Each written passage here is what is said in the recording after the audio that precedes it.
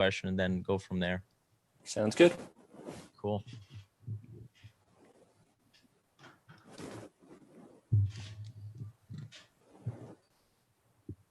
All right, I think we're almost live. Should be loading up now. Hello, hello. All right, how's it going, everybody? Thank you so much for joining us today. Please share the link and hit that like button. This is going to be a really good show. I'm very excited about it. We've got Peter Todd on the line today. Almost live. And I'm going to lower the volume a little bit here. Okay, great. So yeah, we're going to be talking about a lot of things today, but I think all of them are very important topics. We're going to be talking about Bitcoin privacy and fungibility. I think that there's sort of kind of like a, creeping kind of attack on Bitcoin privacy.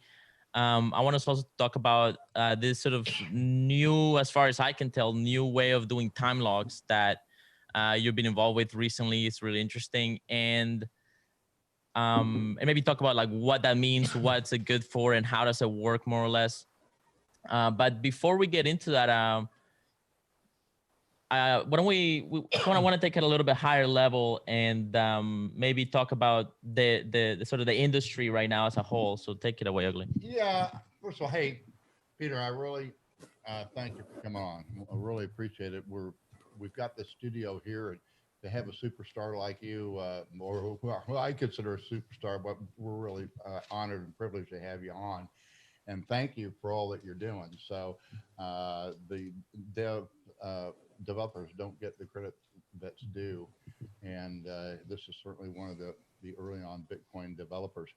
I've had before I start too, I normally don't like people with two first names. So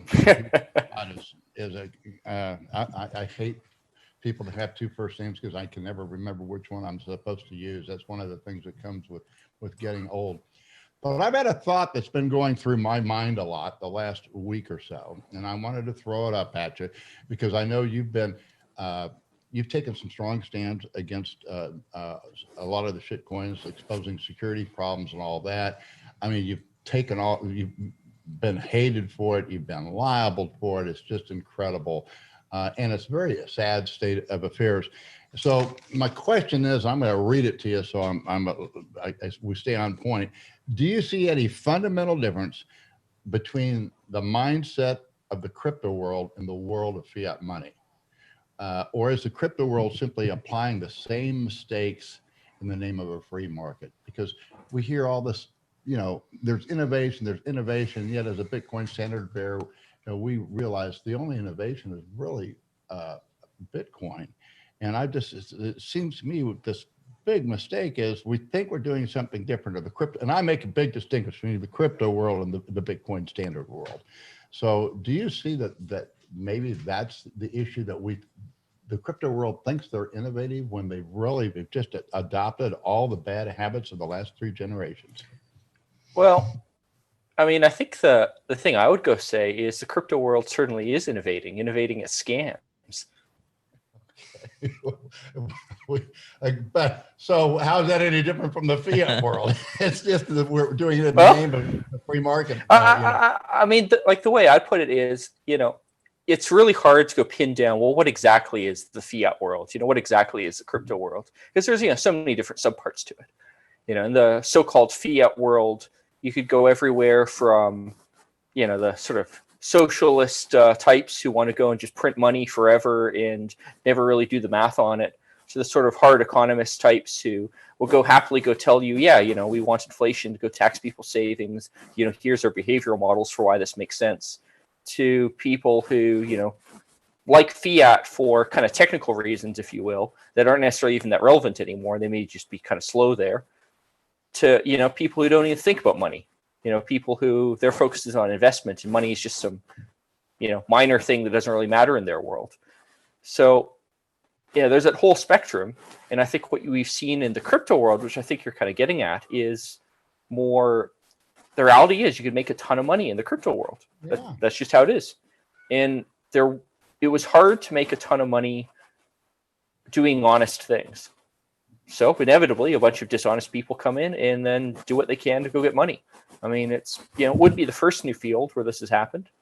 It's just a particularly low barrier to entry, you know, in a field that's based on software. Yeah, I've always found it interested in this industry that it's actually a very difficult industry to do business in and be an entrepreneur in. The only businesses that have really made consistent, steady money and that have lasted in general have been exchanges. I'm amazed that there's still wallets like Mycelium and even and some of the older ones that are still around, because I don't know how they've made money. I think Mycelium ended up doing like affiliate marketing for some things, and they added some business models, but really isn't like you're gonna get rich off of it. Well, you know, and that kind of gets into privacy, where one of the ways that some of these wallets might be making money is selling logs. You know, it wouldn't surprise me if the likes of the IRS had some backhand deals, you know, with some of these crypto wallets to go get data off of that.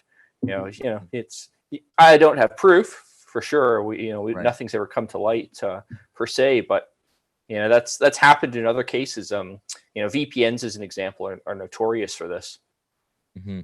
Yeah, that's a concern that I have, and I mean, this definitely lets us kind of move on to the privacy topic, which you and I kind of have been talking about a lot as well, Ugly. Which is, I mean, there's a lot of talk about privacy in the Bitcoin space, but the primary reason that it's relevant in a economic system is because of this idea of fungibility. And there's actually like an old school case or something like the 1800s. I'll have to dig it up, but basically there was a guy, he had a gold bar. The bar was marked with his stamp. He got robbed. The thief ended up taking the gold bar and selling it, and the bar ended up in a bank. The owner of the gold bar found out it was in the bank and sued the bank for the gold bar, right?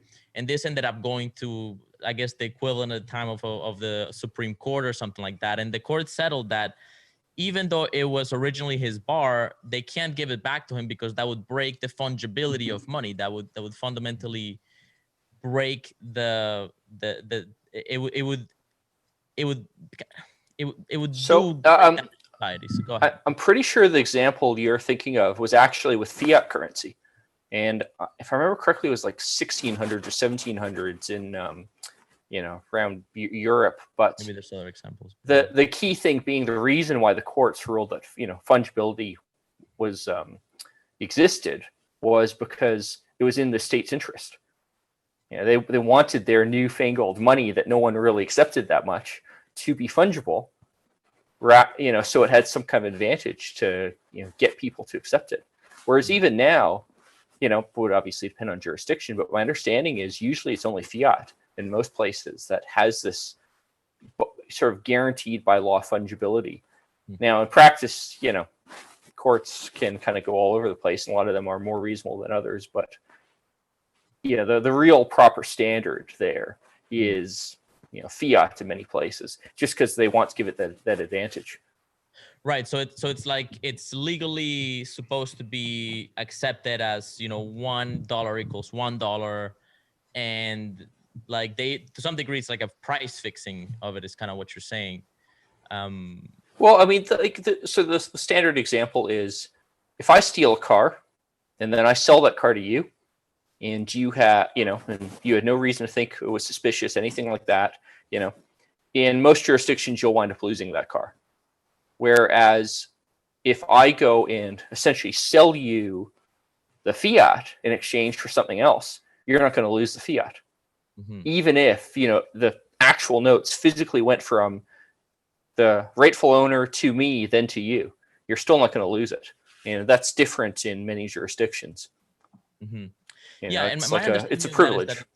It's a privilege, and it's to protect the quality of currency. It's to protect the sort of the nature of currency as a thing. And in particular, to protect a specific currency.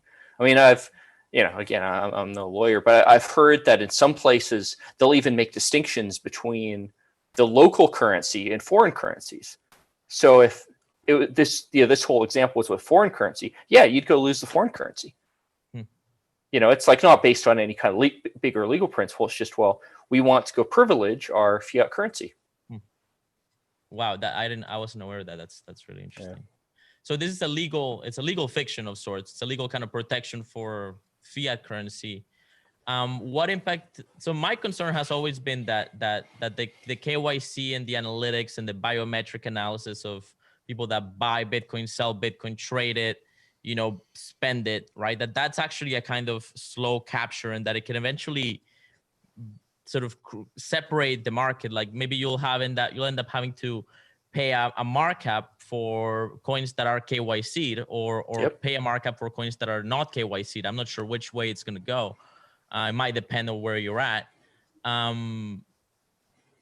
do you think of that? Do you think that there is a connection there? I'd say like all these things are certainly possible.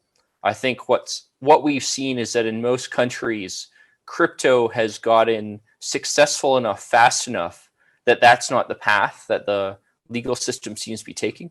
Just as an example, well, hypothetically, this notion of stolen property would always apply. In reality, there's so many examples where the courts would never ask you to go return stolen property because it's just totally impractical. Suppose like I go steal, a truckload of aluminum scrap, and I go and sell it to a smelter, and then the smelter goes and turns into other stuff. In theory, you could go track down millions of tons of aluminum that should be seized, but courts don't do that because it just looks ridiculous. And I think with crypto, it's being used widely enough that we're kind of in this place where courts seem to be saying, well, yes, in theory, you could apply the law this way, but we're not really going to do that.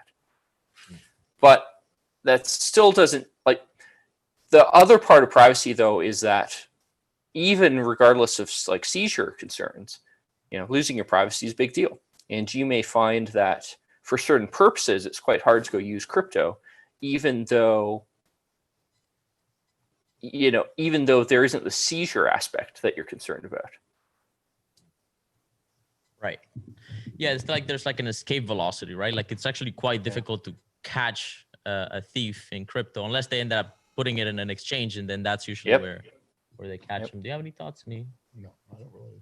Yeah, it's interesting. I mean, the interesting thing when you mention kind of exchanges is there are quite a few examples of exchanges seizing stolen funds, but I can't think of any where it was clearly in the hands of an innocent third party. I mean, I'm no expert on this kind of field, so maybe there are a few, but at least I've never heard of an example where someone who is entirely unrelated to the theft had their money seized. That I haven't heard of yet. Certainly, like it could happen kind of by accident in the early stages of an investigation, but I've never heard of a case where they were never able to get it back. What's the difference then between these whitelisted coins and blacklisted coins? Well, I'd say the way I put it is, in practice, whitelists and blacklists haven't really happened that much, mainly because of privacy efforts. Like there are exchanges where if you deposit coins that have just recently come from certain sources, they'll cause you problems. They might freeze your account, etc. But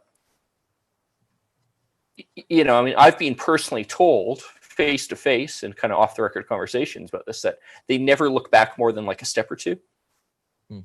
Now, maybe some exchanges go further, but at least conversations I've had, it's always been, we stop at like 2 places because it's ridiculous to go back further. There's like, by the time you go back, 10 steps in the chain, it could have come from anywhere because of this sort of velocity of mixing and because of things like CoinJoin. Yeah, back in the day, I mean, I had, I won't mention the exchange, it's a very good exchange, but my email got hacked, and they had a little back door where somebody was able to clean out all of my Bitcoin on that exchange, and they felt bad about it, but it was really, they wouldn't make good on it because my email got hacked, even though they had the back door and I got it. We worked out a real nice agreement, so they let me trade free, I think, for a year or something. But I know they were going to run a whatever it is and invest to find those, and then I never heard anything back about it. But you wonder, in those cases, what, and it's always usually it's on the exchanges where it happens. I mean, I don't know, maybe it doesn't, but I know we were going to do, I don't know what kind of a search it was, but I never heard anything after. So Yeah, it's whoever very stole difficult. it got away with it. Yeah. Well, all this stuff's ultimately a social question, really. From a technical perspective, yes, you can go trace, coins indefinitely, but what that actually means in terms of, human meaning, well, the tech can't give you good answers for that. Like the moment, you've seen something go through 10 different steps in the chain, when you don't really know what a lot of those steps are, you can't really say much about those coins. Yeah, it's mapping the human behavior to the on-chain behavior. That's really, and that information just isn't there. Yeah. Well, that's kind of optimistic. I mean, there's a very specific example of a blacklist that's active today, as far as I know, and it's the American government blacklisted something. I think it was like 2 Bitcoin addresses that were related to Iran, maybe Iran terrorists or something along those lines. I've never heard of any consequences to that yet, other than that the exchanges, I guess, gotta keep an eye on those addresses. But what happens if they send it to an individual? That's the question, right? And then how many hops are they going to be obligated to enforce that? And that's I think what we're getting at is that's actually a legal question. Yeah. That's and going to it's end up a legal question that's influenced by technical reality. If the technical reality is, well, we saw these coins leave this address, and there are 20 steps in the chain, which no one really knows what any of this meant, and out at the end came something else. Judges are going to be reasonable, same as my aluminum smelter example. The technical reality of metal recycling is that you just can't go keep track of exactly where every single thing came, and it's totally impractical to go seize it because it's being mixed with such a large volume of other material. All right, so let's get into mixing a little bit, because there's kind of a, I mean, there's a growing privacy industry in Bitcoin.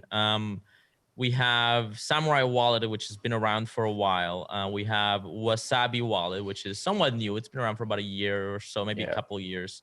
And then there's also Join Market, which I actually haven't really looked into. So I'm not sure. Maybe you can explain it to us if you understand it. And then the last option that I really see right now is the Lightning Network as a sort of vehicle for privacy. Yeah. Where do you see the industry in this regard today, and like how important is this issue? Because what I'm seeing is, like, my concern is that the sort of the liquidity and gets sort of captured by governments throughout the world in these sort of KYC, sort of completely transparent environments to the powers that be, right? And then they can start politically censoring the exits, right? And suddenly we're back at square one. We're back at political money that doesn't have easy escape valves. I think it's going to be a lot harder for them to deal with this if people start accepting Bitcoin as currency, and if there's kind of like a gray and black market to Bitcoin. But yeah, what do you think about this topic? Well, I think it comes down to sort of political will and political reality. Something I like to go. Oh, sorry, lost your audio there for a second. Hang on. Stop. What is going on? We lost audio. Yeah, we lost your audio there. To sort of political will and political reality. Oh, did that cut out? Something I like to. Yeah, your audio cut out. Okay, so political will and political reality. You're back? Yeah, there you go. Yeah, so saying, the technical reality is the U.S. government has, insane power. Like I was saying, they can destroy all life on this planet pretty much by firing off all the nukes, and we'd be off, trying to go and grow tomatoes to avoid starving to death. But the political reality of that is that's not really an option. It's something that is tough for them to use. It's also tough for them to do in a way that's beneficial to them.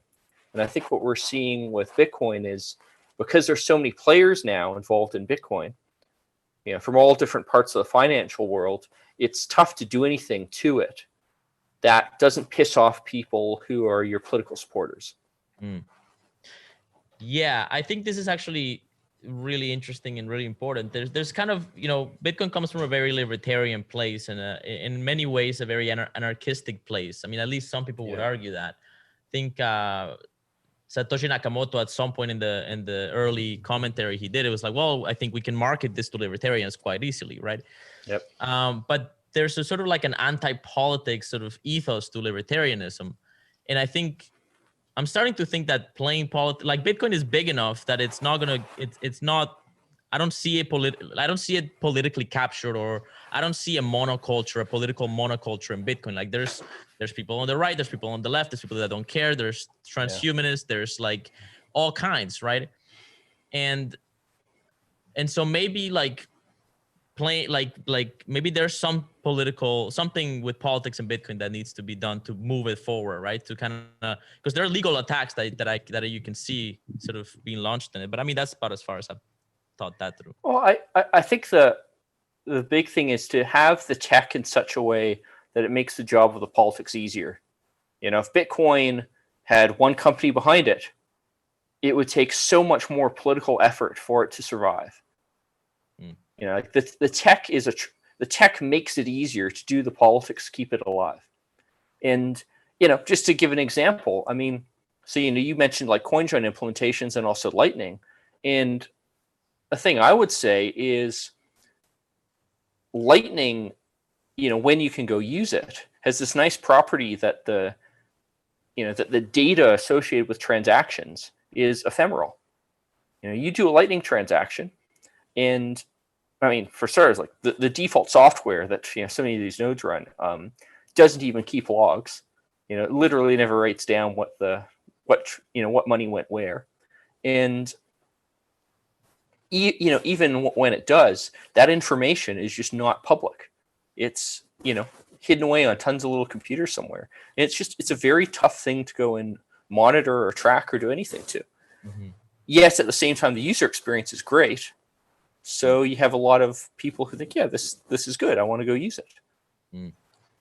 Yeah, that makes me very optimistic about this question, because I think it's really important. I think we were sort of, we're at risk of losing all privacy, right? Like it seems like there's these sort of structures rising of like, full surveillance, right? Like somebody's talking about like blockchain and AI is like, what's the point of blockchain and AI if it's not sort of government enforcement and like, like just these technocratic structures, right? I mean, we see it in China with the credit score, right? Like if you do something that the CCP doesn't like, boom, you can't even travel across state lines. Yep. And I'd say a more recent one that really worries me is, particularly early on, I mean, people's response to this whole COVID pandemic. It was all about, because it's public health, now we'll accept tracking devices. There was like some effort to go and try to create exposure tracking software and things like that, that would be privacy preserving. But the medical reality of it is that software doesn't work. It's useless. The thing that actually works for medical tracking is to go violate people's privacy on an enormous scale. It's like, how much data do they need? Like, I mean, already, what else do they need? Like the public stuff we know is that they were doing things like getting cell phone logs from literally everyone. Like part of how China kind of, to at least some extent, kept a lid on this stuff was getting full surveillance data from every single camera they had to go track exactly where everyone was, and then facial run their computer models. Everywhere. Yeah. And it's funny, like people like to go and say, well, masks destroy facial recognition. No, they don't. Just go look at China. They went and found other ways to go track you.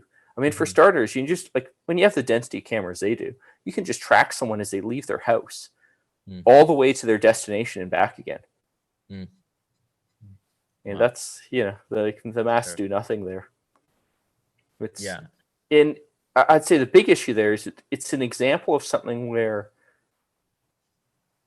the whole, particularly like on one side of the political spectrum, people backtracked on previous discussions about privacy. It suddenly was, okay, now this is acceptable, now this is justified. And when you have that kind of mindset where, well, we're going to fight really hard until it's justified, there's so many different ways to go justify things. You know, and we've seen this in political left as well, where censorship 20 years ago didn't seem that justified, whereas now tons of people advocate for it. Yeah, and it was kind of like a slippery slope of sorts. I mean, a very, you know, first it was ISIS that was promoting their culture and ideology on social media. And then suddenly it was like, okay, well, they're terrorists, so I guess we should block them, right? And then Though I think the big one wasn't so much, like the one I'd say wasn't so much ISIS. It was more the left wing versus the right wing. You know, I think where it really kicked up, but I'd say like the thing that really kicked it up, you know, among more mainstream people was, you know, as the left wing didn't look like they were winning that well. It's like, oh yeah, we got to go censor, you know, right wing accounts, and some is also, of course, the right wing trying to go censor the left. But I mean, they've kind of always done that. Some extreme right wing talk, not libertarian stuff, which doesn't really fit neatly. Yeah. Well, I believe it was the Christian right that was censorious in like the 80s, I guess, or I don't know when exactly, but like a couple decades ago or so. And then now it's the left that's because they have the power levers now, right? So now they're on the helm, right? Yep. It's Silicon Valley that's running the show now. Yep. And it's ironic because then part of what Silicon Valley gets accused of by people on both sides is censorship. But right. Yeah, they're censoring everybody. Yeah. It's just there's no, like, people don't have consistent standards with this stuff. Yeah. Well, it's a very complex problem. Joe Rogan was actually just talking about it with Snowden on his show, and they went really deep, which it was really nice. But it's a very difficult problem because on the one hand, you can argue like, okay, well, there's terrorists clearly sort of promoting violence and trying to grow their empire, right? It's like, you know, at what point do we have a duty to push the button, given that we do have a button to push, right? And that's where there's this problem. This God and I'd paradox, say right? that's the tech problem, which is the very fact there's a button you can go push to do this stuff is where the danger is. You know, again, this is how during a COVID pandemic, suddenly governments had databases full of every single person's movements tracked by cell phone because the data was there. So it didn't take many phone calls to go get the data into government hands. You know, like that's the difference between tech that protects your privacy and then trying to protect it legally. You know, I mean, another horrifying example was World War II. There's tons of examples of censuses that literally led to people getting marched off to death camps. Yeah. You know, like you can't take this, you can't collect this information. Yeah, and it's like people don't understand that we're like on a precipice, you know. Like this is like all it takes is a real bad political turn and suddenly this stuff can get weaponized and become Well, it's gotten a lot worse, but I lived through the day when there was the fairness doctrine, and it was actually, I think, even worse then, because then the debate was, well, the networks, and there were no political commentators that, like there are not now, that are, you know, blatantly Republican or blatantly supporting different candidates. If they did that, then you'd have this bureaucratic fairness doctrine. Well, this isn't fair. They all go to the FCC, and I think the FCC was kind of the arbitrator. They got rid of that, which was great, and then we have the internet that really bloomed, and now we're seeing the repression coming. That kind of started with, you know, Alex Jones and a lot of people. And I actually posted on Medium a picture of you know, slaughtered goats, and I was deplatformed for about 24 hours. They would never tell me that's what it was, but I'm sure that's what it was. Like, come on, it's, you know, this is how your food gets produced. But you know, the fairness doctrine's a funny one though, because I think right now the left wing would be in really deep trouble if they managed to go get a fairness doctrine in the wrong way. And I think you see this in the discussion you have about, you legitimate news and what is legitimate isn't, because it's so much that discussion's based not on what the facts are, but rather on authority. Oh yeah. You're supposed to go and look at the authorities rather than look at, well, what's actually true or not. Right. When the authority determines what's fair, that's the problem. You can file a complaint all you want, but it's going to be a bureaucrat that's going to decide what's fair. And like Bitcoin's interesting this way, because Bitcoin is one of those technologies which fundamentally is about truth. You and I can agree on things because of the Bitcoin blockchain that we couldn't otherwise.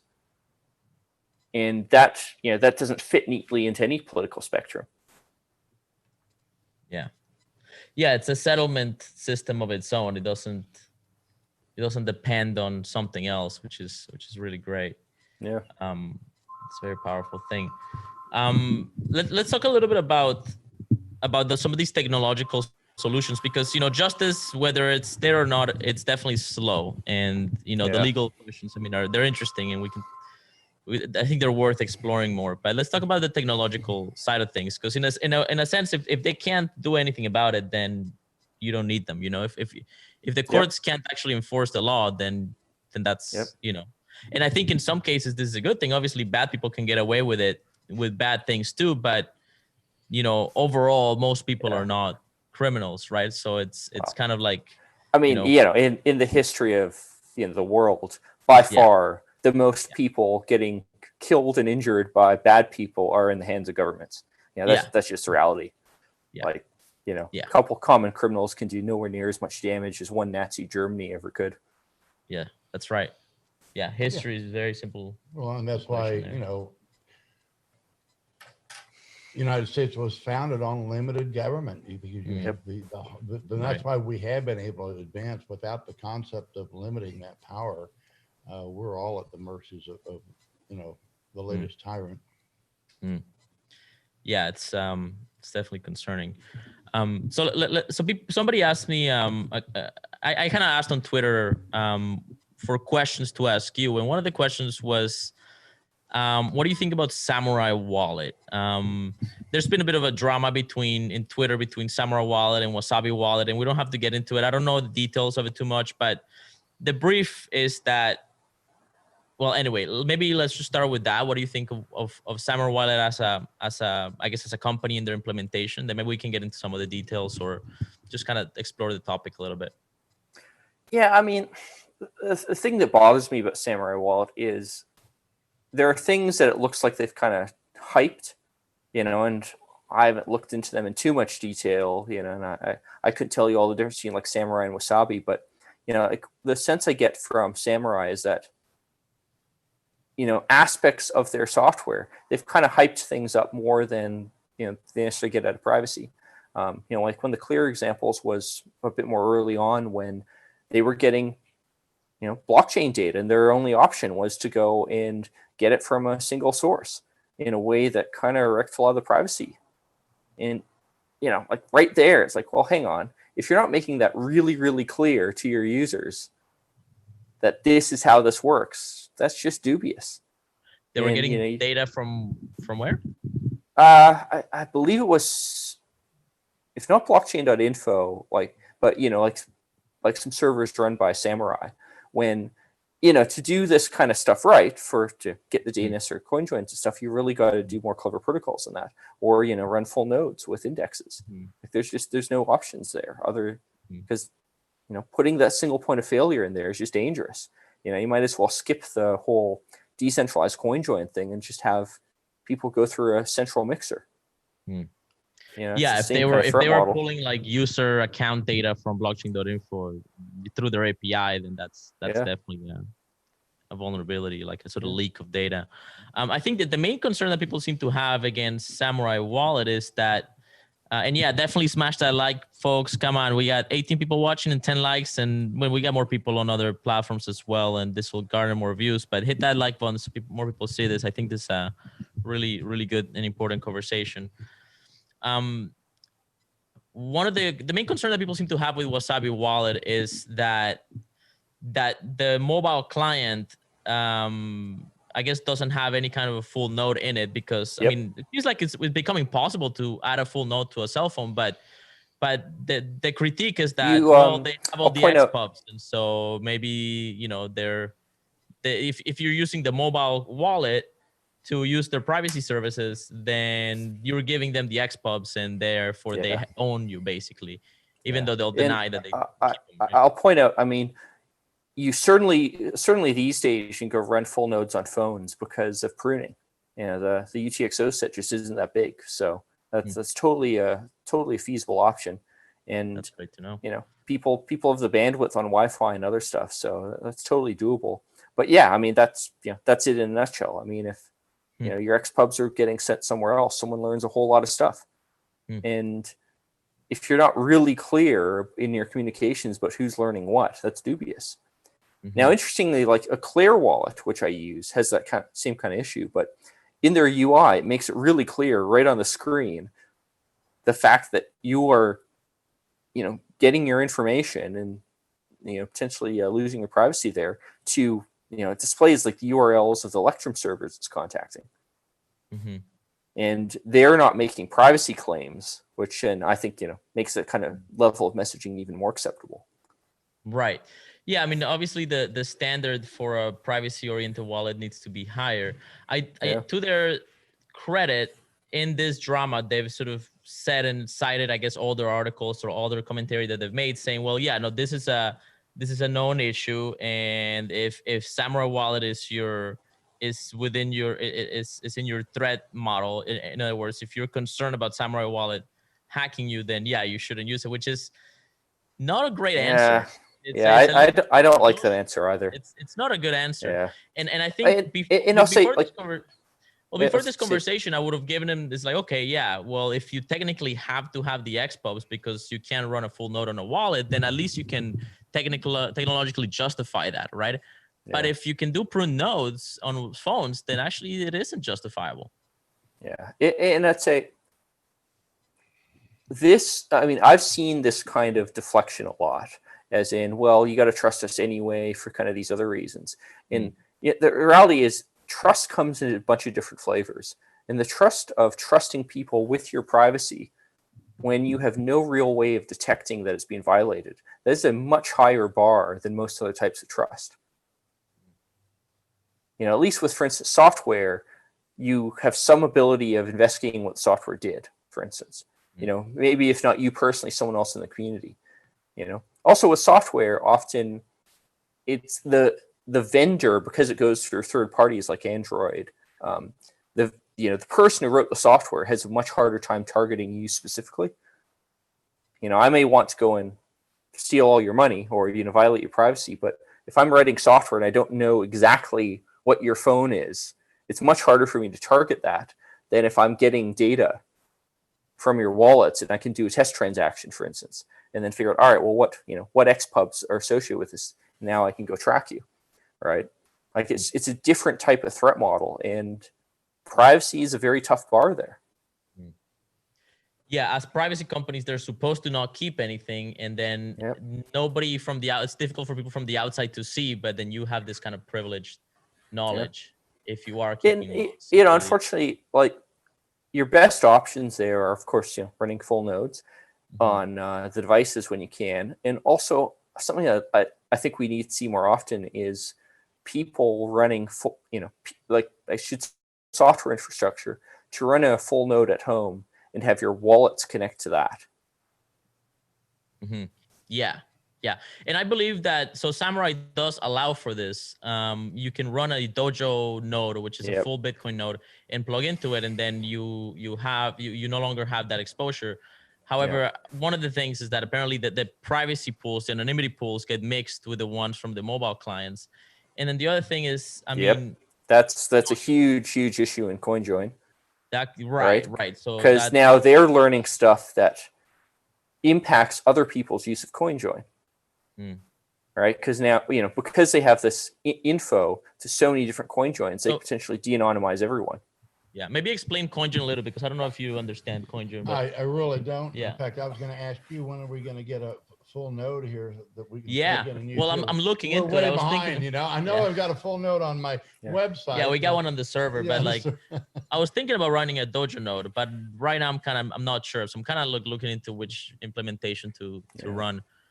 Maybe talk a little bit about what CoinJoin, like the foundation, because you have actually a career background with this. So Yeah, so CoinJoin, funny enough, that I actually came up with the name of all things. Like it kind of dates back. I mean, it's hard to kind of pin down who invented it per se. It sort of like naturally comes out of the protocol, but Greg Maxwell went to a lot of effort to popularize it. And in that process, he actually asked me to come up with a good name for it. You know, I've got a fine arts degree, so I guess he was the best person he could think of. And, you know, like the name suggests, it joins coins. And to understand that, I think you need to know what a coin is in the Bitcoin protocol. And a coin just means an output of a transaction, right? Because transactions they take coins, they merge them together, so to speak, and then split them again into all the different places you want to go pay in a transaction. You know, and your wallet is a collection of coins. So CoinJoin says, well, if I have a transaction, right, and it spends 2 coins and then produces 2 other coins, you can make the assumption that the money that went into the transaction is owned by the same person, you know, or is owned by the same person, and the money that came out therefore must be going to either, you know, to sort of fixed people, right? So if you see a transaction with 2 inputs and 2 outputs, chances are the 2 inputs came from the same person, 1 output went back as change, you know, whatever was the difference, and then one of the outputs went to pay someone. And that's, you know, you can get a lot of info off that. Yeah, the example I like to use is imagine you have people throw money in a bag, right? And there's this, it's a magic bag, right? Because this is crypto magic, so there's magic in the bag. And so if you put the $1 bill, this magic will turn it into 100 pennies, and then it'll turn every denomination into 100 pennies, and it'll just mix up the bag, and then you take out what you put in pennies, right? And then you don't know whose cash you originally had, because they're all fungible. Again, we end up in fungibility again. And so that's, I guess, sort of the easy metaphorical explanation of it. I mean, you know, at a technical level, I mean, it really comes down to, I want to go pay someone, you know, you want to go pay someone. We combine our transactions so that the money coming in comes from both of us. Then the money going out goes to who we want to go pay. And, you know, that's kind of that. There's some nuances to exactly what the dollar amounts are and how you go and get privacy on that. But essentially, from the point of view of someone trying to reverse engineer the blockchain, if you will, figure out where did the money come from, where did it go, they now have this problem that multiple unrelated transactions are getting added together, and they have to, you know, piece apart that. And that's a very significant barrier. Yeah. However, by comparison, you know, with Lightning, that data just doesn't exist, right? Like, they have no way of knowing where anything went. They have no way of knowing if a transaction even happened, you know, other than sort of the other threat model. Of course, I'm running a bunch of Lightning nodes, but from the blockchain data itself, there's just nothing. Yeah, we're gonna get into Lightning in a moment, but before we get just a couple of quick questions. What do you think of Neutrino? Is this one of the best sort of prune node implementations, or what other prune node? Oh, the Neutrino SPV stuff. Yeah. I haven't looked into it that much. I honestly, like, I'm dubious about all the SPV stuff in general, so I kind of haven't really looked into that. So what's a prune node then? What? How do we? Or sorry, not prune node. SPV. SPV, right? Yeah. Okay, I thought that Neutrino was a form of pruning, but you're right. It's actually an SPV. It's an SPV client.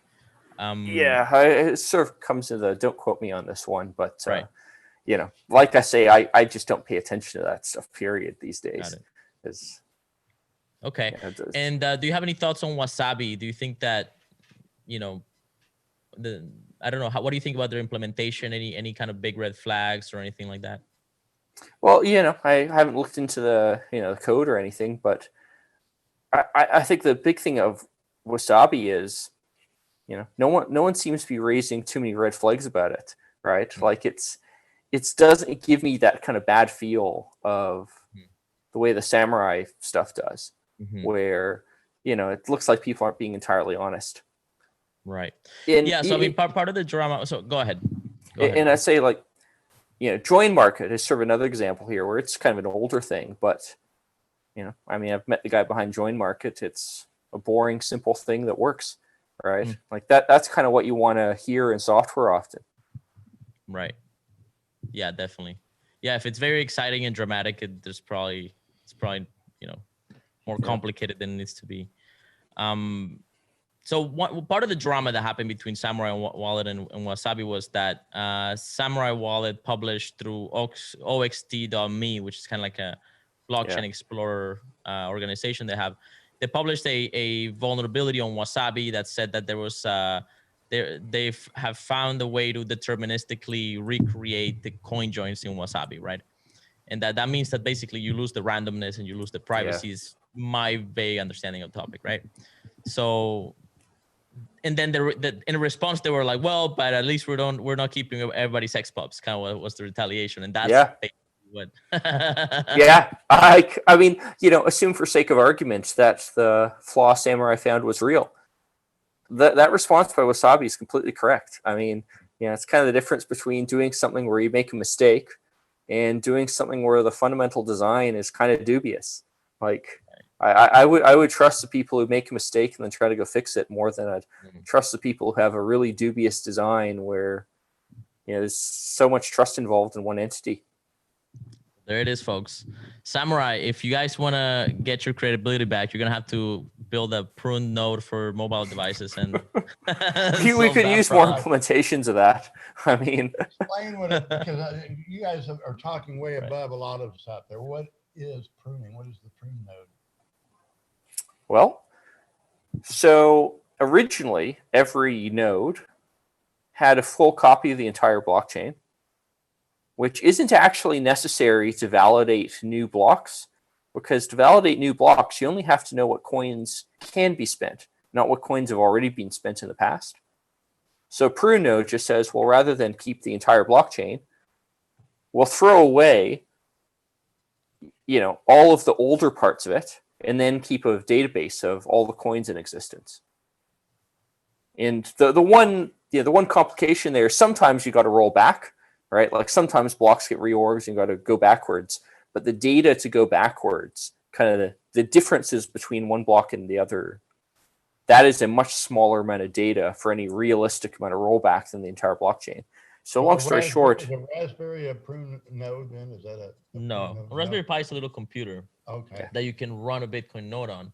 So basically, what I'm hearing from you is that it's basically a version of the Bitcoin history where you remove all the coins that have already been spent. Is that kind of the idea? Well, so the way the software actually works is it has a database of coins in existence at any particular point in time, right? And that database only, like, you know, that database is only accurate as of a particular block height. Now, to go backwards, it keeps another data structure, which is sort of the differences between blocks. So it can apply that kind of in reverse. You know, it's like if you had an accounting ledger, right? And, you know, you have the number at the bottom, and then you go keep some, you know, sums going back, say, you know, 10 days that you could go reverse to go roll things back. But all the transactions prior to that, you just don't have it all, right? And that transactions prior, that's the blockchain data, and that's the part that prune nodes throw away. You know, so they keep recent stuff, but not old stuff. Right. Yeah. Instead of keeping, I don't know how many hundreds of thousands of blocks we have now, something like. Yeah, like, so is it 650,000 or so these days? Yeah. Which, instead of keeping 600,000 300 gigs or something, data, you keep what, a few hundred, like, you know. Well, yeah, a small amount of blocks, and then the size of the database of coins, you know, is on the order of a few gigabytes, so relatively small. Right. Yeah. So I mean, that's what a prune node is. It's a much smaller Bitcoin blockchain, basically. It's kind of like a polished one, or pruned, so to speak. Yeah, it's, you know, the bare minimum you need to verify a new block as it comes in. Now, here's a key thing. A prune node gives you full security. But what you can't do with a prune node is let someone else check the whole blockchain, because you just don't have that data, right? So you have the data that you personally need, but Yeah. not data to help other people figure out what they have, and Yeah, like they can't start from scratch, right? If they have a Right. prune node that's reasonably up to date, they can, use, you can still give them recent data as it comes in, recent blocks, but you can't help someone resync the blockchain from scratch, right? Because you just don't have that data to let them independently verify that, everything's correct. Right. I personally have unpruned nodes sitting in my apartment so that I can go verify this and do tech stuff on that.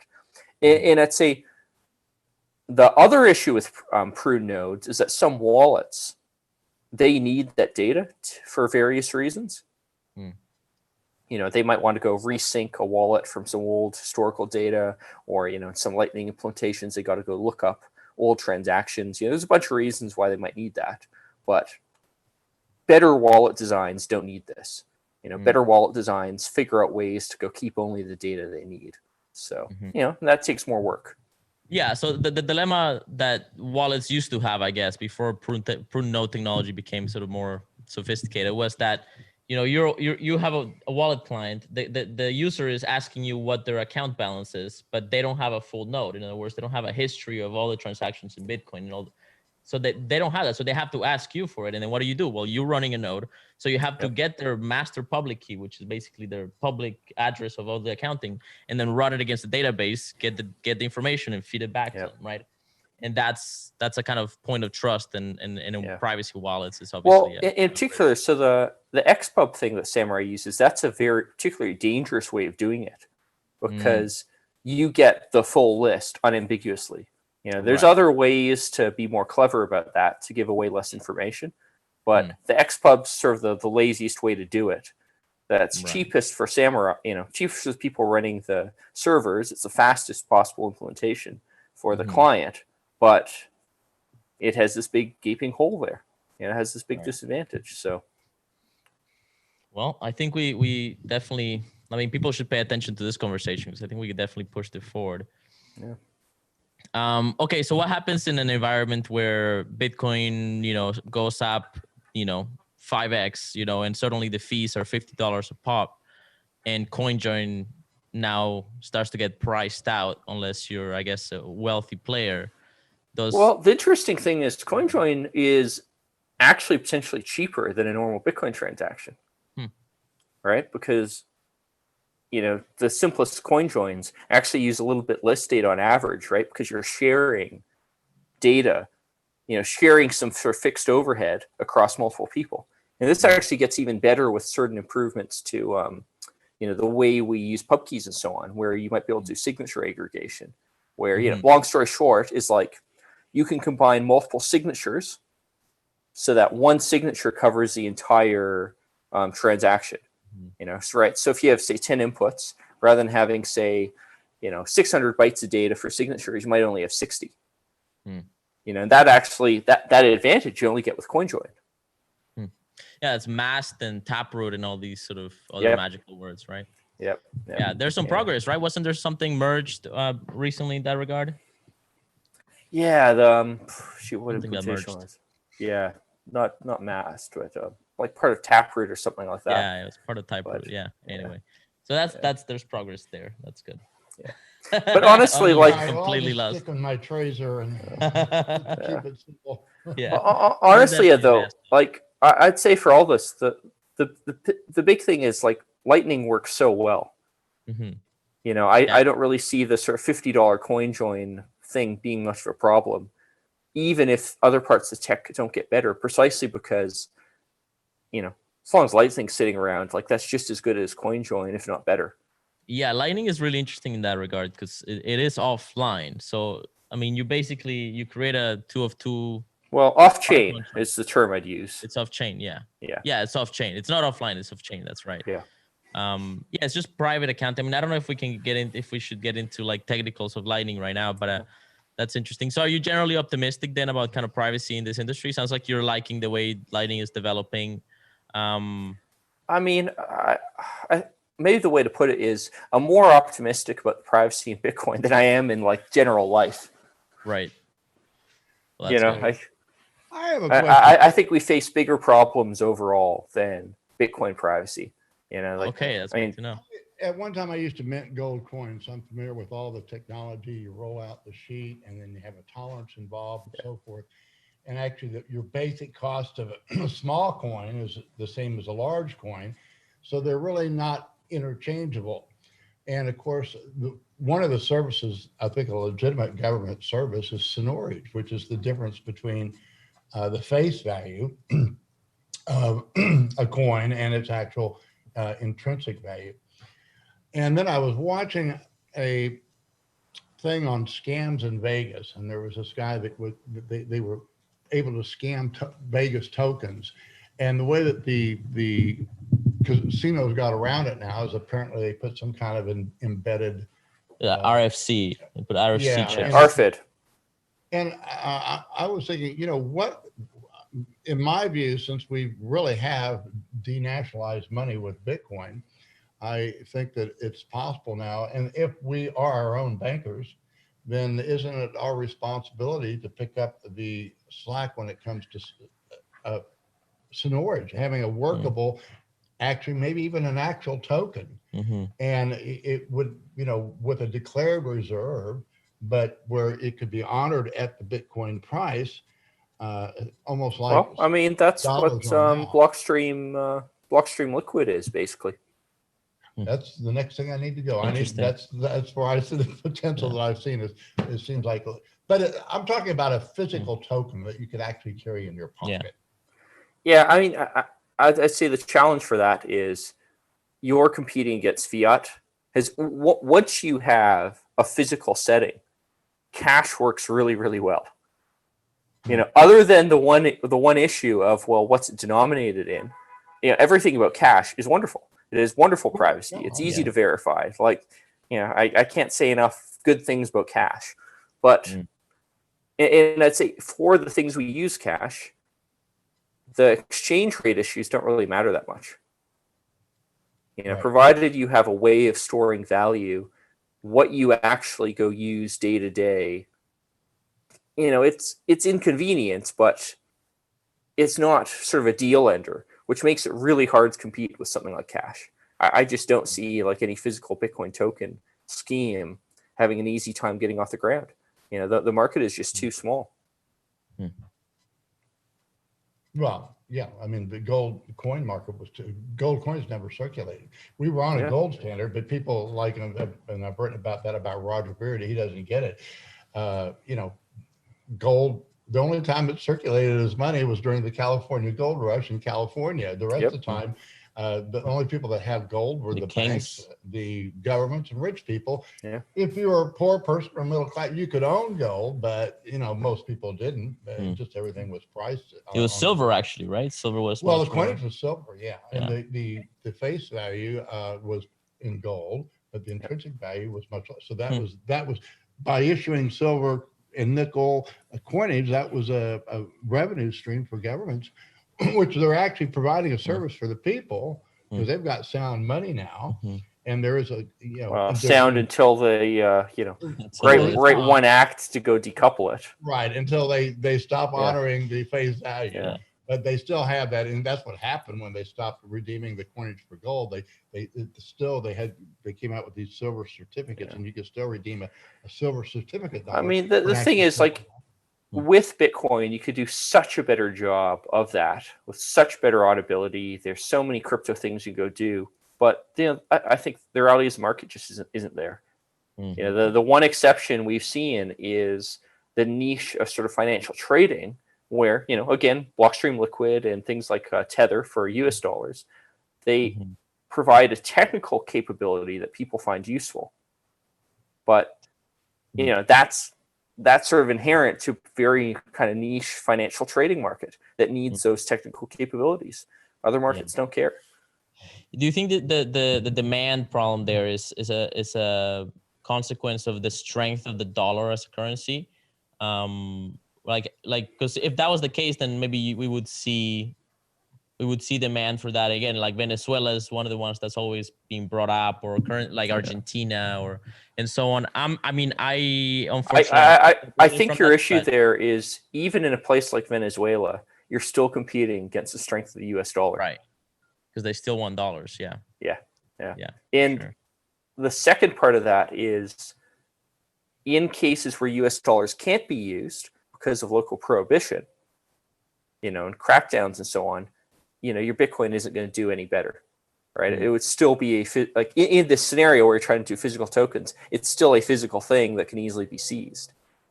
Now, Bitcoin has potential to be good in certain situations as unseizable money, and there's plenty of examples from around the world where people are using Bitcoin to reduce the chance of their funds getting seized when other currencies are illegal. Potentially even Bitcoin's illegal, but physical tokens, they throw away that advantage because they're physical.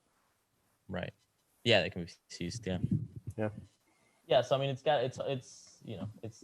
unconfiscatable enough in its digital form. Yeah. Yeah.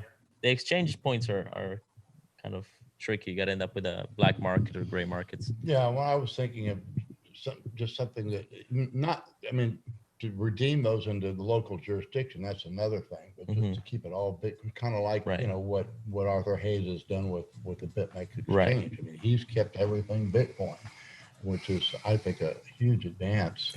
Well, remember, people have done this, like Kazakius coins and a whole bunch of other stuff. Coins, yeah. Your Kazakius coins, yeah, just straight up put Bitcoin private keys, and there's plenty of ways you do that so that the token actually is that value. There's still a trust issue, which is, can you trust that someone hasn't taken that inherent value out of it? But I think like both of those, all those issues are overshadowed by the fact that cash is just so effective. Yeah, let's talk about the trusting a little bit too, because you and I have been talking about this, and kind of like doing circles around this topic for a while. So he comes from. So you talk a lot about commercial banking, right? There's this document called the Lost Art of Commercial Banking. I don't know how much time you have. I don't want to take up all of your time. How much time do you have?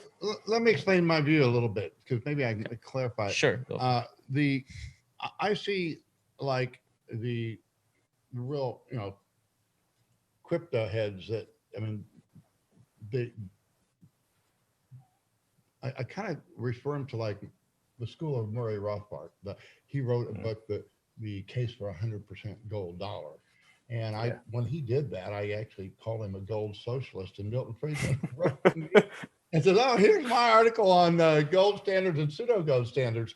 And so that's kind of how I view the crypto world. And then my mentor, E.C. Harwood, who founded the American Institute for Economic Research, who I think Jeffrey Tucker heads up now. And but he wrote back in the late 70s about the lost art of sound commercial banking, and he described, that was the innovation of the 19th century, that the banks actually did create a non-inflationary, self-liquidating commercial paper. That, and of course, Milton Friedman was a monetarist. He wanted a fixed supply or whatever, but the banking actually solved the problem, that they could expand the money supply and contract the money supply depending upon the market factors and the quality of the loans. If one bank, had loaned a bunch of money on buggy whips while the cars were being made, their paper wasn't very good, and their reserves would be hit. But the creation money was limited to the new goods and services coming into the market, and that's what created. And that's what I kind of distinguish between Bitcoin and the Bitcoin standard.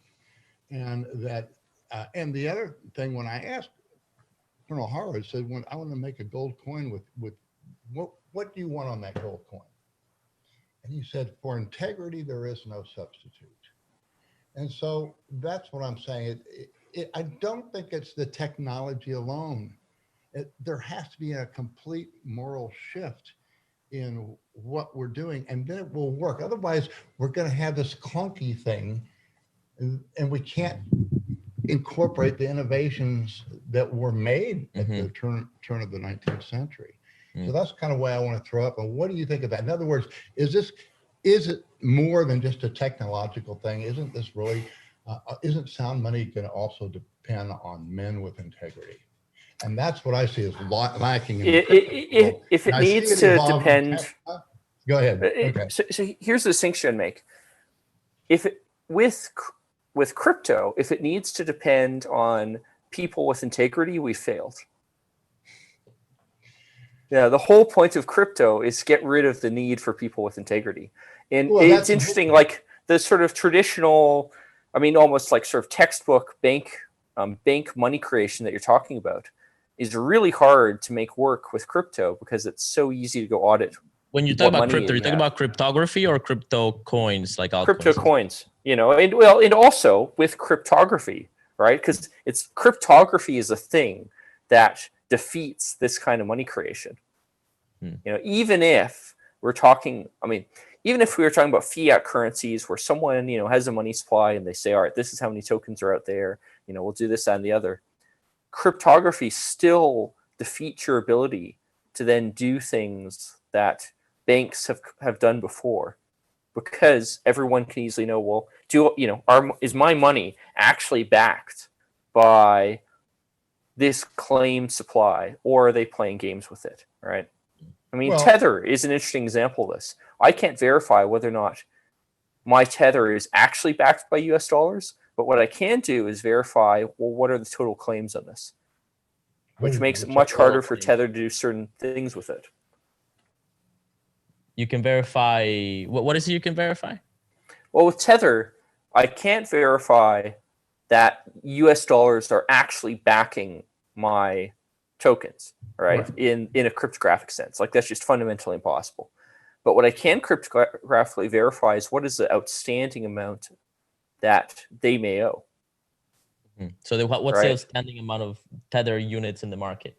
That can be perfectly trustlessly cryptographically verified. Yeah. And that defeats a lot of games that people would like to go play. Right, and that's the benefit of Bitcoin, and I understand that, and that's why I really do make a distinction between what I see being Bitcoin, which is what standard is based on. It's like the difference between physical gold and the gold standard. On the gold standard, you had all kinds of people. Everybody was on the gold standard, yet most people didn't know about it. Very few really, had the gold reserves. Again, it was limited to the wealthy, to the banks, to the government. And as an individual, you could have gold. And of course, that was the gold that was seized when they. Well, more to the point, the thing with the gold standard was fractional banking was absolutely possible. Yes. Right? Like, that's the fundamental issue there. Yes. And cryptography, right? Not just crypto coins, but cryptography makes that a much harder thing to go pull off without people realizing. And because of the culture around Bitcoin, I think fractional reserve Bitcoin banking is a very hard sell. Other than to sort of niche markets where people are explicitly, looking for this to go get returns. Certainly people will go lend to their Bitcoin, but that's sort of it's a much more clear relationship. And I think it feels different to people than putting your money in a bank account and then, not really thinking why you're getting a bit of interest off of it. Well, and the problem is that Bitcoin denominated loans are actually a terrible bet for the person that gets the loan, because then they have to pay it back in Bitcoin denomination, which is likely to go up, over time. But remember unless it doesn't, then. But remember, that may be terrible for most people, but there will be people in certain situations where it makes sense, right? It's a financial tool. It makes sense for miners, and yes. Yeah, and at certain times it'll make sense too, right? Like, yeah. And also, it's not an inherent thing about Bitcoin, right? The Bitcoin price could stabilize enough that Bitcoin loans become more popular, right? There's tons of things that could happen there. Yeah. Well, whereas the cryptographic auditability of Bitcoin is fundamental to it. Yeah. That's very hard to avoid without it being very clearly that you've avoided it. Right. So like, we're kind of driving at the question of private banking in the Bitcoin industry as I think as a way of scaling it, right? Well, I'm just wondering. I understand why Bitcoin is Bitcoin, but I guess what I'm saying is, I do think that there can be sound banking, and the bank it also developed organically. And the way it developed was, the banks would make an estimation that the money creation was limited to these new products coming into the marketplace. So the money was actually created for a period of time to pay off the suppliers, to pay the help. And then as those products were sold, then those notes were retired. Now, that also created this tremendous boom. So in effect, the money supply was growing, but it also, you could redeem it not just for the gold, not just for Bitcoin, but you can redeem it for anything else. And in order to hit that hyper Bitcoinization, that's what I think needs to be reached. In other words, I think it's going to depend on men of integrity as much as with an uncompromisable standard, which is Bitcoin. I just don't think the tech is suited for that, because it creates such a strong cultural aversion. I'll go this way. I'm not saying what you're saying is impossible. I'm just saying the fact that auditability is easy with Bitcoin changes the social dynamics, because it's so, it makes it harder to kind of do things like that without it being. But that's what makes it the standard. That's what makes it the standard, so that men of integrity can use. Here's the thing. I think if Bitcoin becomes sort of a standard in the way you're talking about, I think it'll just take a different path. It doesn't need to take that path. It can take other paths. I suspect the commercial banking kind of standard you're talking about, that really, the fact that gold was the thing underlying that, I think was inevitable regardless of the banking, because during particular time periods in a certain technological framework, gold is by far your best way to store money. It's available, it doesn't rust, and you can easily measure it. It's sufficiently dense to be practical. I mean, there is no substitute for gold when you're talking about, say, the 18th century, 1700s, right? Like, there aren't good substitutes for it. Well, the world's different now. So one thing we're talking about here is the commercial banking in the sense of a credit agency, right? A credit issuing agency that is, on a standard of money that is not centralized, right? Like, it's not a federal, you can't go to the Federal Reserve and get bailed out if you make bad loans. In the Bitcoin standard, you better be making good loans, otherwise you're gonna end up losing your collateral and go bankrupt. Well, and on the gold standard, you better be making good loans too. And the same on gold, exactly. And I mean, not in the gold standard. I mean, there's been examples of fiat where the central banks did not provide bailouts, and banks would go fail. Right. Right. Like, bailouts don't have to be inherent to fiat. Yeah. It's a choice governments make. It's certainly a much easier choice, but it is still a choice. Well, and the way the commodities exchanges evolved is they had memberships, and like I say, when one member would get in trouble, everybody else had to basically make good on it, and the retail customer was never hurt because everybody has to, and that's why the memberships on these exchanges, they would fluctuate. Sometimes they'd be worth $500,000, sometimes they'd be worth almost nothing because there's a big assessment coming up. Yeah. But I just think the old clearinghouse method does work, and it solves this.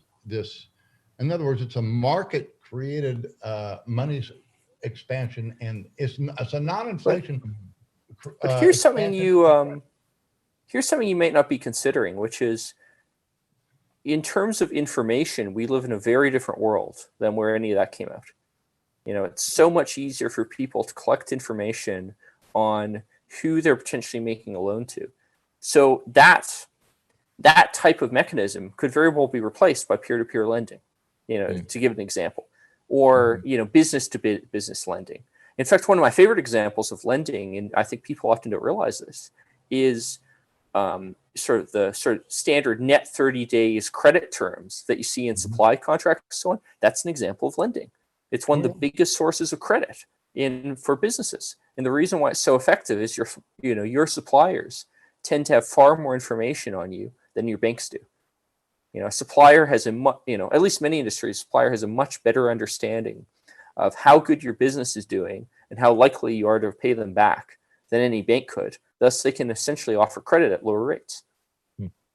Yeah. That's an example of peer-to-peer lending, if you will. The problem too is a lot of the banks, for example, the lenders of livestock, the banks would tend to be specialized, but that would also have a problem because when that industry sector would get into trouble because some of them are very cyclical, like crops and livestock, they could also get into trouble. So it's funny. It's about their lenders, but sometimes it doesn't make any difference. The whole industry collapses. You still got a problem.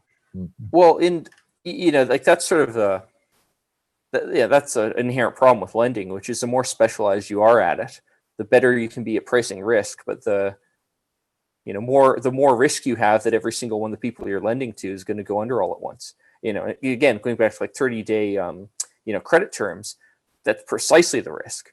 If, you're selling fertilizer to one geographical area, inherently, pretty much everyone in your area is going to have risks in common.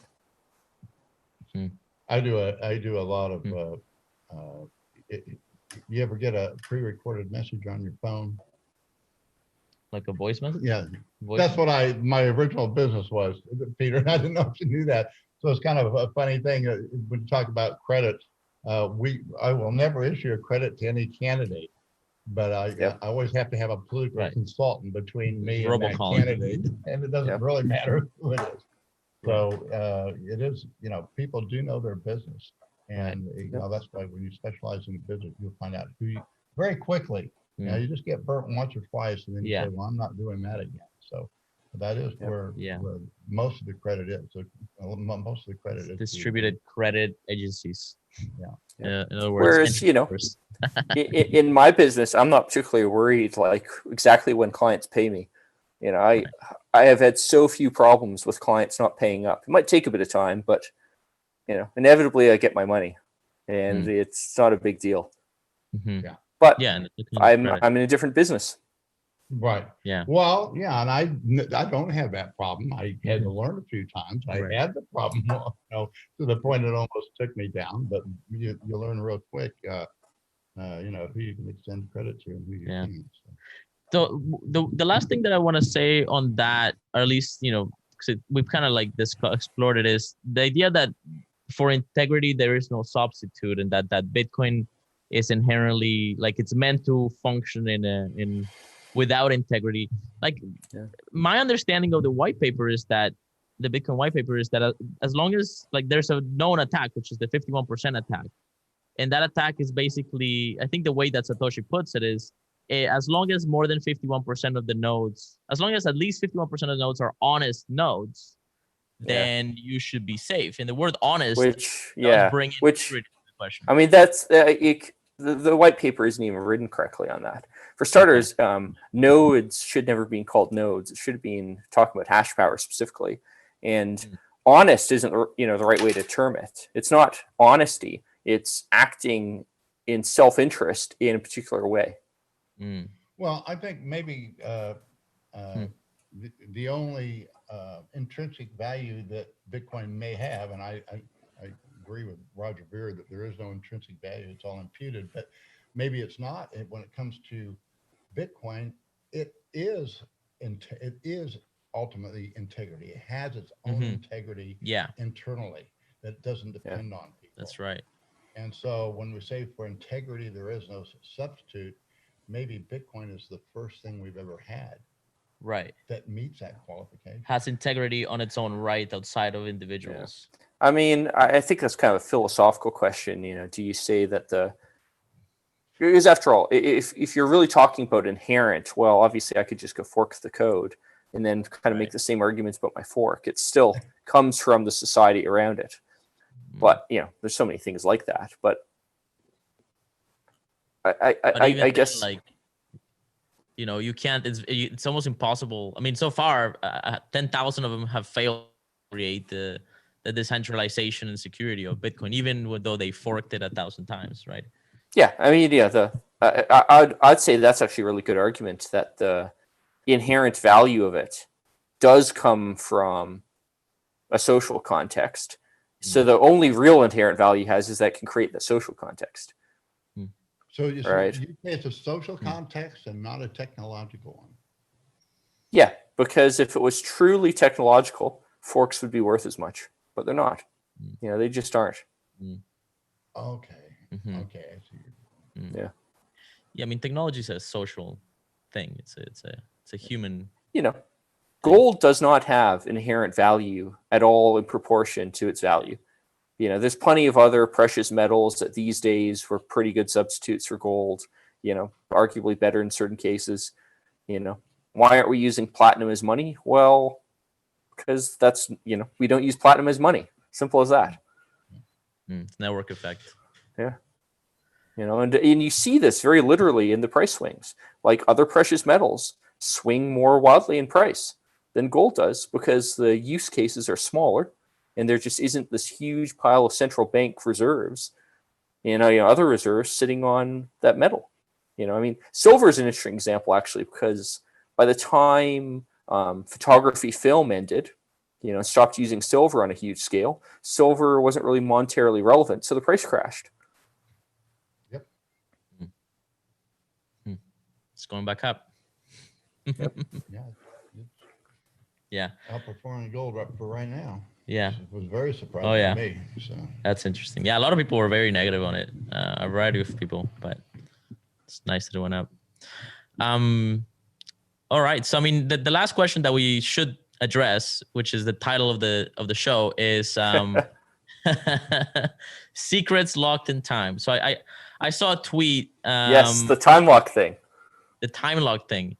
So somebody tweeted out to something that you implemented, and it's a form of time lock. And what it means is, as far as I understand, and help us understand it. So you can grab an arbitrary secret, for example, let's say an inheritance will. You can grab a will, and then encrypt it in such a way that it can only be decrypted a year from now, let's say, and that's done in a way that you don't have to give some private key to a third party to keep it safe, which is basically the case in every other implementation of it that I can conceive of until now. So all right. So here's the fundamental mathematical concept that really matters, which is there are some mathematical problems which you can solve in parallel, and then some ones you have to go solve sequentially, right? And Bitcoin's proof of work is an example of a parallel problem, right? Because any guess, right, for the nonce that goes into a Bitcoin block hash, that is equally as likely as being correct as any other guess, right? So I can have an arbitrarily large number of people working on that in parallel at the same time. Now, if you have a key that's encrypted with, you know, in a way that depends on a parallel problem, well, obviously it could be decrypted a lot faster than you'd expect because people will go work on it in parallel.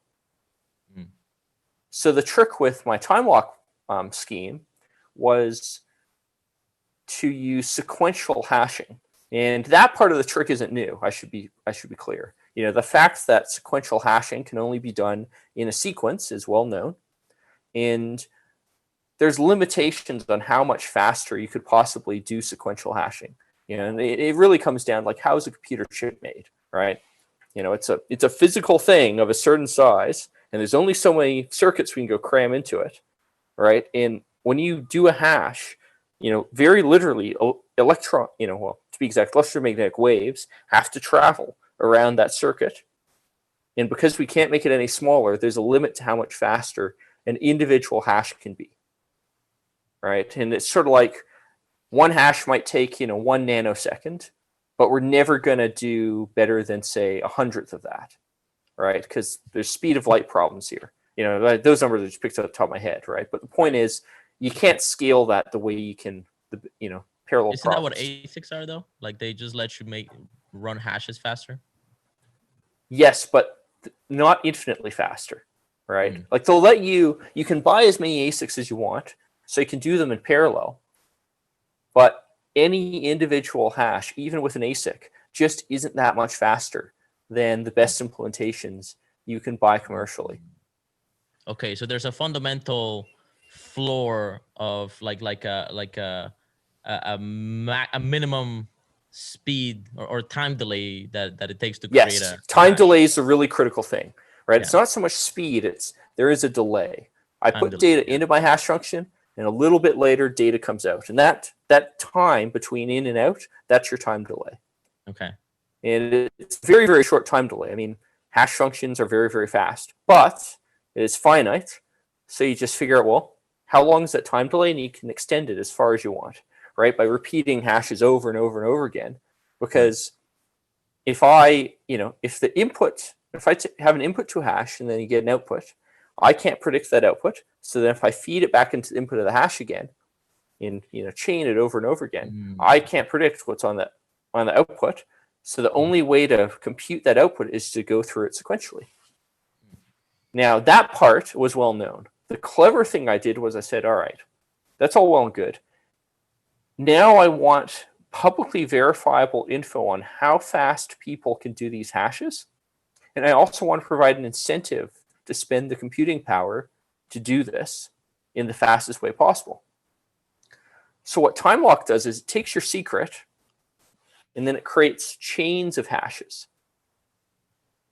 And the idea is that each individual chain, if I start at the beginning and then compute to the end, I get a private key for some Bitcoin on the Bitcoin blockchain. That's my reward, or I should say that's anyone's reward for solving this hash chain. But the catch is, the moment I use my reward and spend it, I am revealing to the public how long it took to compute that hash chain. Right? And as the person with the secret, you want to know, well, what is the fastest someone can go hash these hash chains? Right? Because that lets you know, well, what's the soonest my secret could be revealed? So this is a kind of test of the speed at which people can compute a hash chain. Yes. Yeah, it's a way of leveraging Bitcoin to provide an incentive to both solve these hash chains and also reveal how fast they can be solved. Find that time delay minimum. Yeah, because the threat is, if you're depending on time lock encryption, is someone might be able to go and compute it faster than expected. Right. So help me understand. Isn't there an asymmetry in the generation of the hash chain, that like you need to be able to generate the hash chain privately much faster than it needs to be publicly kind of computed, right? Yeah. How does that work? And the asymmetry is that I effectively encrypt the beginning of each hash chain with the end of another. And that means that the person who sets up the hash chain can do it in parallel, but the public can only solve it in series. Okay. Yeah. That's really interesting. I think I get it. I think I'm getting it. Yeah. And I've actually ran that software once publicly. Apparently there was a bit of use of it for some other use cases, but I at least did it publicly and published it on the Bitcoin Dev mailing list. Here's the beginnings of each chain. Here's how you run this. And sure enough, the fastest implementation, I think, was something like 50% faster than the implementation I had, which isn't really that much in the context of this stuff. It being a parallel problem, the fastest time to solve the parallel problem would probably be a factor of 1 million. Even for just a hobby thing, because people will get access to big clusters and all kinds of stuff. But right. Oh, that's cool. I want to address it. Danny Lynch says that he has not been getting notifications that we're live. So I don't know. I'll have to look into that. We are notifying on Twitter. We're notifying on email, and we're notifying on the Telegram. Yeah, so. But I guess he's talking about. Are you talking about a YouTube notification, Danny? I think that's what he means. Like, make sure you hit that bell, subscribe, and hit the bell button. Put all notifications. We're looking at that. We're trying to improve all the stuff that we're doing. Yeah. And one of the biggest improvements we have is we have Peter Todd on. Definitely. So what are some of the what's the utility of this technology? What are maybe some examples of what it lets us do? Well, I mean, one obvious one is essentially like backups for like multi-sig stuff, right? Because you can be in a position where you might want to be sure that something unlocks after a certain point in time. Now, on Bitcoin itself, you can of course do this with check lock time verify or check sequence verify. Essentially says at the Bitcoin protocol level, reveal, like, let this money be spent after a point in time. But in some cases, you don't really have these options because these features either don't exist or you want to do something in a bit more generic way. So if you want to, say, have a backup mechanism to certainly get access to funds in the future, this can be a way to do it by encrypting keys that can only be revealed, after a certain time delay, which then lets people to essentially deal with break-ins or detect break-ins or, things like that. So there's a bunch of applications there. Other examples, a particularly interesting one, which was really early on, people may not realize this, but early on, I actually, did work for, I was like hired by Matthew Green for Zcash. And at the time, they wanted to make sure that the Zcash, or at the time called ZeroCoin testnet, wouldn't be valuable. So I suggested we use time lock encryption to ensure that the secret key, like, remember in Zcash, it's a trusted setup. So you can break the crypto by revealing a key that should be thrown away. Well, for the testnet, the idea was you'd keep the key, time lock encrypt it, so it would be guaranteed to be revealed at some point in the future, making, of course, the coins worthless because then you could go counterfeit them. And they had good reason to go want to do this because they didn't want their testnet to become an actual coin in itself. So that was implemented. Well, I wrote time lock around that time. I suggested it and said, all right, let's go do this. And they never actually did that in the end. Okay. But that was my original kind of proposal. That became Zcash. I'm just kidding. It was many years ago, and at the time that would have been for ZeroCoin, which was sort of the ZeroCoin, predecessor ZeroCoin, sort of concept. But it's leading up to Zcash. And you also get there was one other example, like in Zcash, they did the same thing again later during the second trusted setup ceremony, where what was again?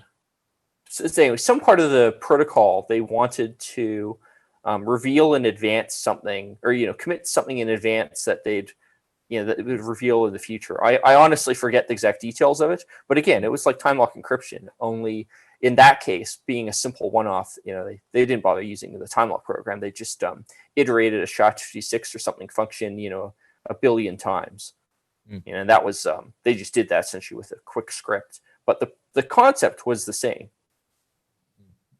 Interesting.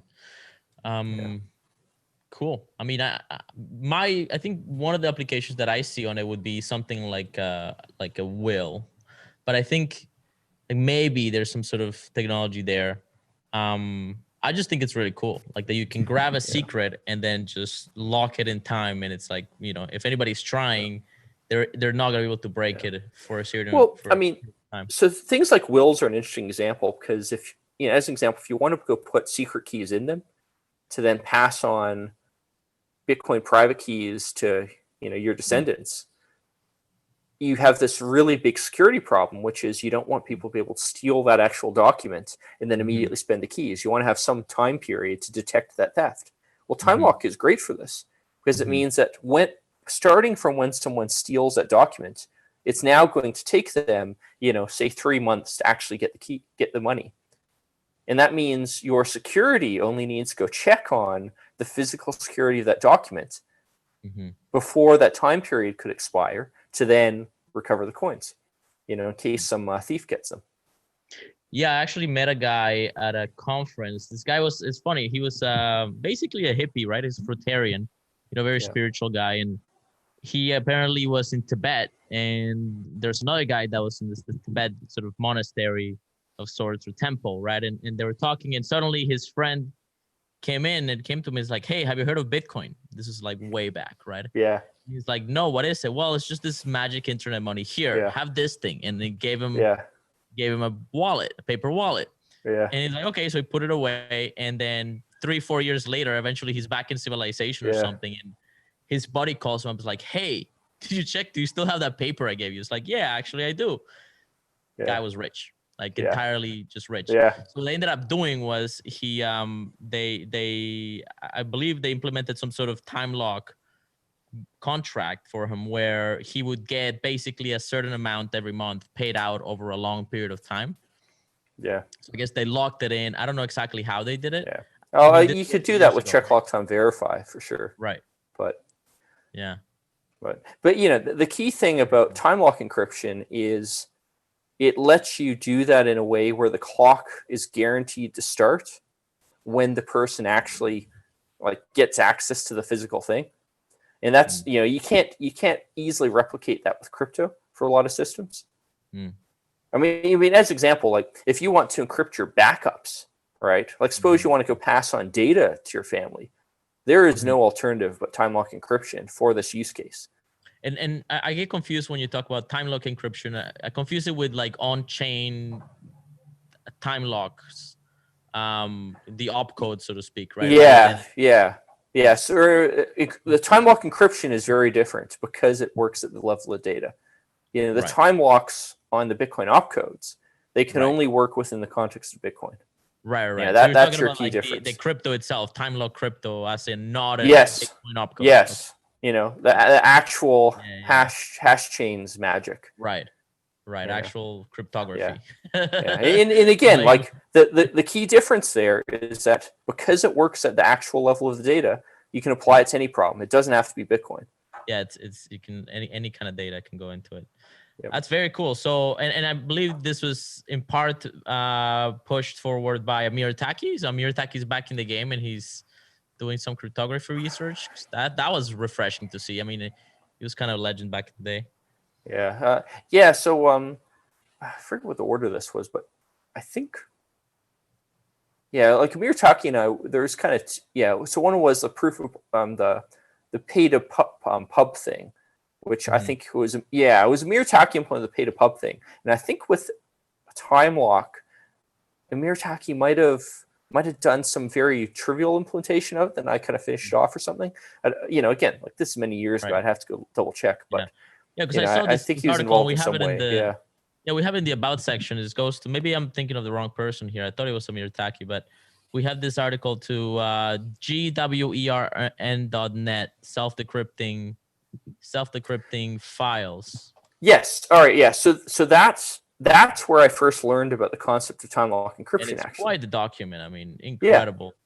Yeah. No, it's quite a good one. Very it's well just sourced. So the key thing I did was I read through that document, like very literally where time lock came from is I read through that document and I thought, all right, I can use this hash chain thing and I can add Bitcoin to it and I can make it just incrementally better. You know, that's my contribution. Right. You know, the core principle of it is, you know, was pre-existing work, but adding Bitcoin to it to provide this incentive and this measuring capability, that's the key thing I added. That's interesting. Bitcoin as a clock. Yeah. Yeah. It's a great document. People should have a look at it. It's in the description. It's basically a history of cryptography on its own. How written? How old is that? Yeah. I'm not sure. It's quite a few years old now. Probably even 10 by now, I think. Wow. But it has been updated a bit. I mean, after all, it mentions time lock now. Whose website is this? gwern.net. Oh, I forget the guy's name, but he's kind of well known in the crypto space. For quite a few years, like one of these many sort of cypherpunks out there. Right. I thought this was Amir Taaki's website, so I guess I'm wrong. No, that's not. Okay, good to know. But Amir Taaki was involved in writing one of my ideas. I think the pay to publication idea, which works similarly to time lock in some ways. Right. Okay. Yeah, it's 2011. Yeah. So yeah, it's being kept up to date. I mean, it's quite a website. Yeah. Definitely recommend it. I was very impressed with it. Well, that's all I have as far as questions and commentary. Do you have anything else you want to mention? Anything you wanna pump? You're still doing open timestamps? Yeah, still doing that. Yeah, please go buy my open timestamps token. It'll go up in value at least like 1 times more than it's worth, which is 0. But yeah, it'll go from 0 to 0. You should buy them all. Right?